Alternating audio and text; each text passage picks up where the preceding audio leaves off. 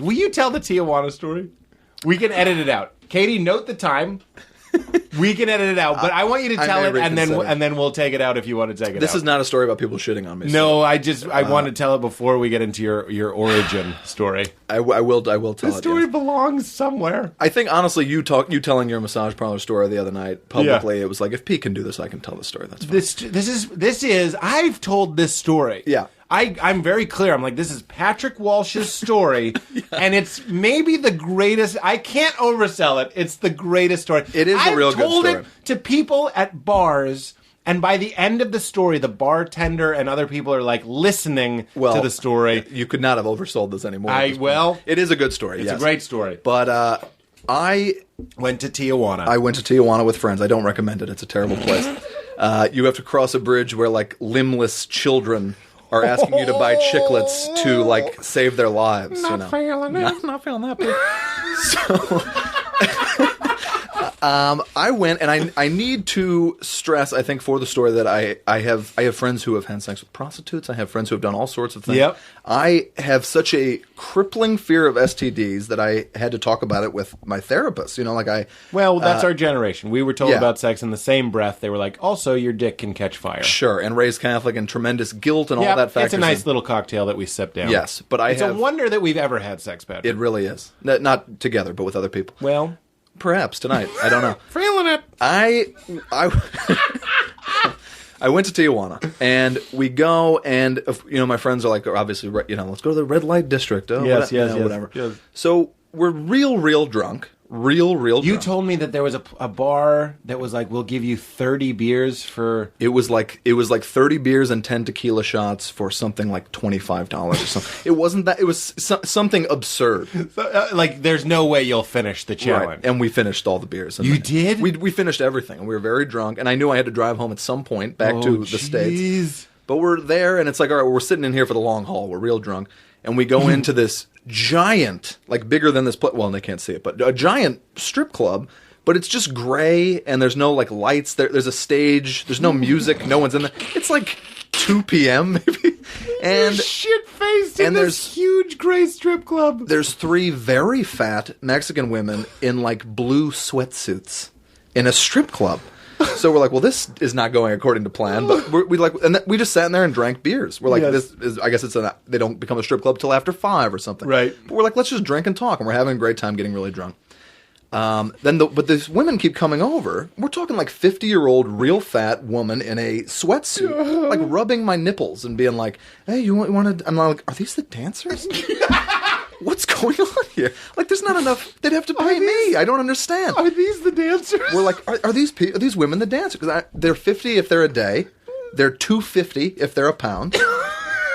And I don't know if those expressions even make sense. Those are. But we're just like, this is bizarre, Then we learned that they were sort of like pimps in a way. They were trying to set you up with the attractive women. But you got to bring them out to the field so they're there. We were really just content to sit and drink in Tijuana. Right. So all of a sudden, I was like, yeah, what if I did want a lap dance? This was 5 years ago. Okay. And I was just out of a relationship.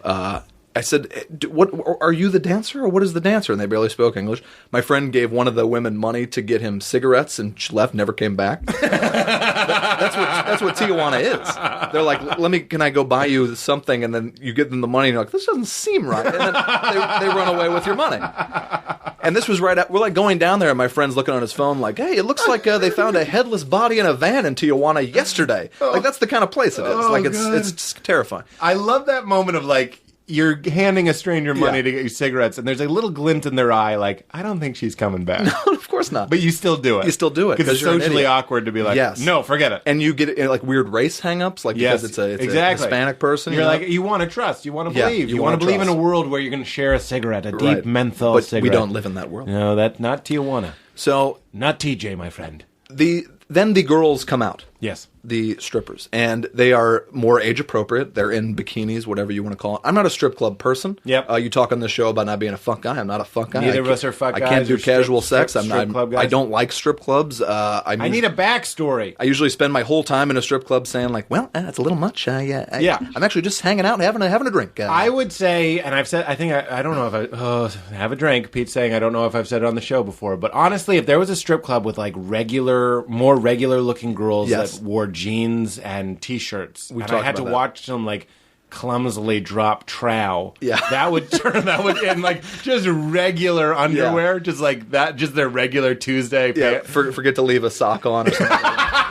Yes, and if they were just like not fake tits, bleach blonde, just like a regular fucking girl got on stage that was like my type, and got on stage and just kind of took her clothes off, that maybe, yes. But I've been limp as a noodle every time I've gotten a lap dance because I'm like, yeah, you're fucking grinding on me because I gave you cash. Yeah, sure. Who gives a shit? Sure. I'd rather. I'm done. I'm sorry. Well, and maybe this time it's because I was so limp as a noodle. The girls come out.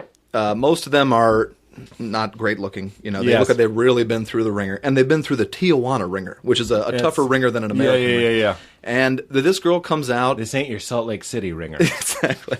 This girl comes out who was so unbelievably beautiful. Yes. And I'm not kidding you in any way. Like, I was like, maybe I'll take her back to the States and make her my bride. Yeah. And she was thinking the same. Because it looked like she had just gotten there, like a Pretty Woman scenario where like maybe she'd given a few lap dances, but I could take her and like make a woman out of her or whatever. And I was so unbelievably attracted to her. And it was just like so weird to find here in this disgusting place. And she makes a beeline for me, which I thought was odd, and we start talking. Well, she smells that pheromone. Perhaps. She smells the Pixar pheromone. It was like, like a Tejano version of like Pretty Woman was playing. Yeah. She comes over and Bonita muchacha. She's sitting next to me, and she's not being like super handsy or anything, and we just kind of started talking. Was that voice racist? It sounded Chinese, so I think it was racist in a couple ways. I was just trying to go on. Okay. So my friends are pairing off. I think they're going into, all variety of, illegal activities with the lesser strippers. And I'm talking to this girl, just talking, which is usually what I do at a strip. Offering a pearl necklace in a huge case. Yeah. Well, you offer a pearl necklace in there. It's a problem. So she goes, hey, she's talking to me. And I said, well, what is the deal here? Like, have you won a dance? Yes. And she was, you talked to one of the fat women in the sweatsuit. Yes. So this woman comes over and she's like, 3 songs, $20, which is a deal you will not find anywhere. And I'm like, honestly, okay. I'm drunk. I'm like 25 years old. Yes. Let's make it happen. We go in. There's a little like booth almost with a stool, and they close like a shower curtain. And I'm in there, and she starts dancing. The clothes come off. I'm like, okay, this is great. She's kissing my neck and like running her fingers through my hair and like stuff that's way more. I don't know if that's just Mexico or what. Did she ever go, Mr. Incredible? No, she didn't. But trying to make the voice less offensive as I go. And this is it's extra awkward with a girl I don't know sitting in the room. But I'm just going to plow through and tell the story. So she takes my hand and is trying to put it on or in her, and I said no. On the vag. I don't know what that's going to do for me. I'm like, no, I don't need this really right now. Warm it up. I kind of passed on that one. She's like, okay, and the songs are playing. So I am quite hard, not a limp noodle, as you said.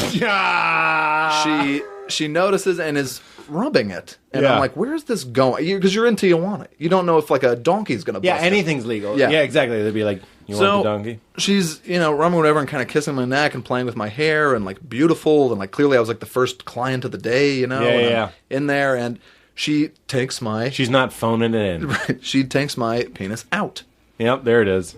So she's jerking off my penis. And he said that as if to a doctor. And she begins... It makes it easier for me to talk about. Manipulating my penis. Right.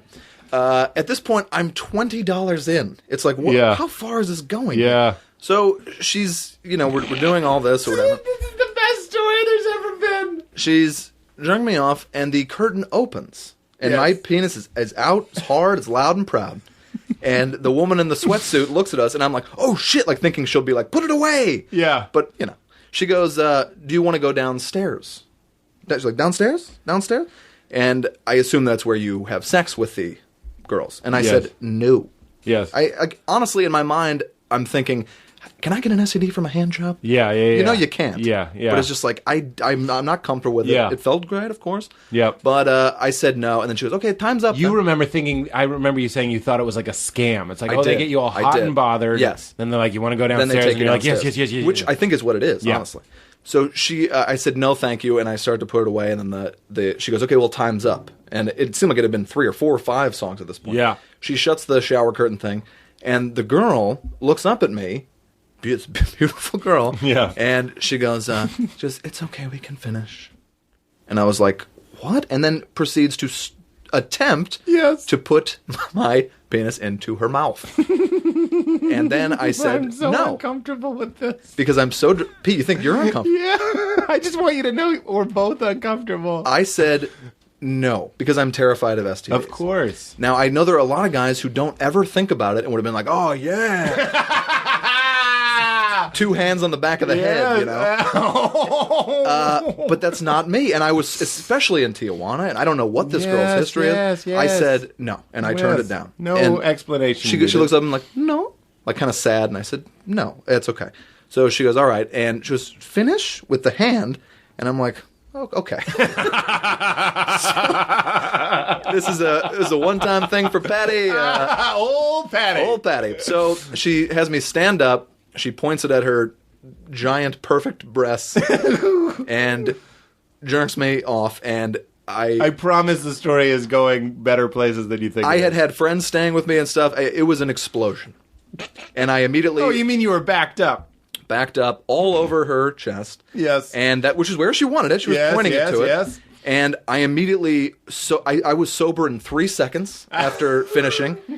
My ears got so hot and filled with the guilt and the shame and everything, which is something I have to get through in any sexual relationship. I understand. It's just how I was raised. Right. Wait till marriage or whatever. It comes out. So even a routine hand job is giving me such like agita, and I'm like, I can't even face my friends now or whatever. Meanwhile, my friends are off doing far worse things. Worse. So I finish. She's like, looks up and smiles. She picks up one of those brown rolls of paper towels like you'd find in like a grade school bathroom. Yes. Tears off a single brown, like cardboardy paper towel. One piece. Wipes the load off the chest. A single wipe, you said. A single wipe. Balls it, throws it in a trash can, and then goes out and just kind of rejoins the group. And I'm standing in there like, what did I just do? I need to leave. Yeah. And, you know, in the grand scheme of things, maybe it's not even a big deal. But I felt really, even now talking about it, I feel weird that it happened. But I've told girlfriends about it and stuff. It is a funny story. It's a great story. We're not even at the best part. I walk out. I rejoin my friends at this table, the ones who are still sitting there. And they're like, how was that? And I said, oh, it was good. It was good. You know, it was fun. They're like, you're in there a really long time. I said, yeah, I don't know. Did you have to pay extra? No, it was just this $20. My voice keeps cracking. I'm kind of, I'm shaking. My legs are shaking really bad. I felt bad about it. And my friend goes, hey, is it weird if I get a lap dance from her? And in some weird way, because like, again, going back to the guilt and everything, I felt a little jealous. This is a stripper. Yeah. But I'm like, oh, we kind of had a little connection. But yeah. I said, of course, go ahead. Doesn't bother me at all. So he goes in. He's in there a song and a half, it seems like. And he comes out. He's done. It's the same girl. And he sits down. And I'm like, so how was that, huh? And he goes, what? And I go, pretty intense dance, right? And he goes, well, why? And I said, kind of different than the other. Like, expecting he's going to just say it to me.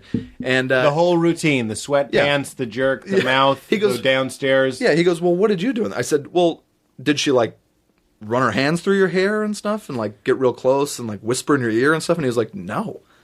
I said, did she, like, kiss your neck and stuff like that? And he goes, no, not at all.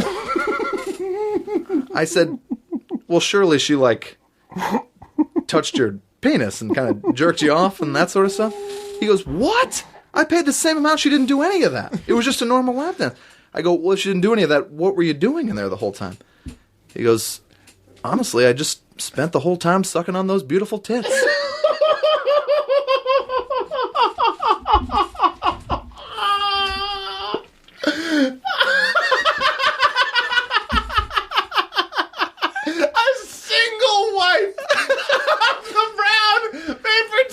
Yeah. And then he goes in and he spends the entire time kissing and sucking on this woman's chest that I had just unloaded. Moments ago. Yeah. Moments ago had marked. Unloaded a big gulp of semen on her. Oh, Jesus. And I think I told him maybe on the car ride home. And he looked so mortified.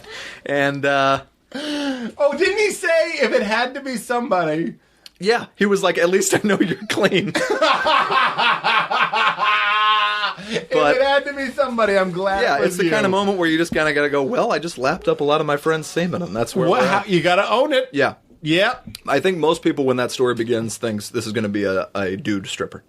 Right. Which is big in Tijuana as well. A lot of guesses as to where the twist was going to be. Right.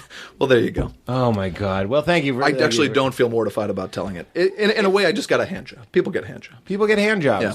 I was actually just talking to somebody. The hand job is because of how we were raised. Yeah. The hand job raises its stock is raised in that you're just kind of like, yes. Who cares? You don't care about it at all. Yeah, you're kind of and like, nobody's getting emotionally involved in a hand job. Yeah, that's true. There's less chemistry happening. Sure. The guilt for me was that it was a minimum stripper. I mean, I assume other things were going on there as well. Right. But yeah, there you go. But I mean, like even with a girl now, if I went on a date, I wouldn't be. If girls are like, how could I give you a hand job? It's like you're going to be better at doing it yourself. I'm kind of like, yeah, but it's your hand. It's nice. A novelty. Yeah, yeah. It's a novelity. Sure, it's novelty. That's why you guys. You take it for a spin. I'm better at driving it. Take it around the block. Yeah, it might take an hour and a half, but yeah, That's go ahead. Really, really Give funny. it a shot.